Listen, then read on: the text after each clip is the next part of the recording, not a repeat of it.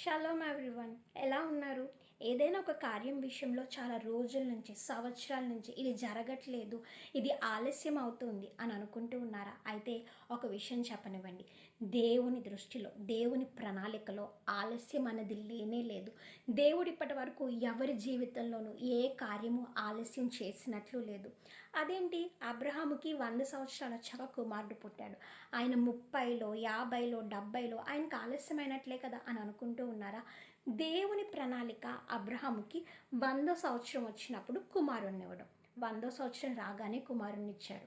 110, 120 అంటూ వాయిదాలు లేవు. ఆయన అనుకున్న కాలంలో ఖచ్చితంగా కార్యాన్ని జరిగించారు.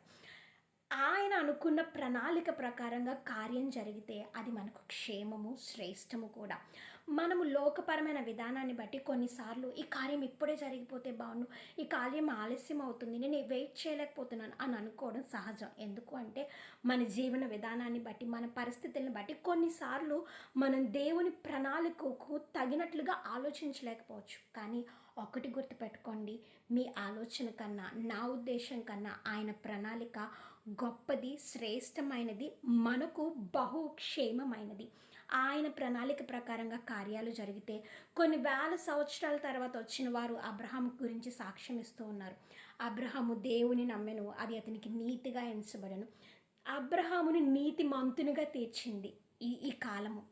అలాగే ఎవరైనా లోకపరమైన ఆలోచన విధానాన్ని బట్టి ఆలస్యము అన్న కాలంలో ఉన్నవారులారా, ఓర్పుతో, సహనముతో, ముఖ్యంగా దేవుని మీద గొనుగులు సొనుగులు లేని జీవితాన్ని గడుపుతూ క్షేమకరమైన ఆయన ప్రణాళిక వరకు నమ్మకంగా ఉండి ఆయనకు మహిమ తెచ్చే కార్యాలు మన ఎడల పొందుకొందుముగాక. ఆమేన్.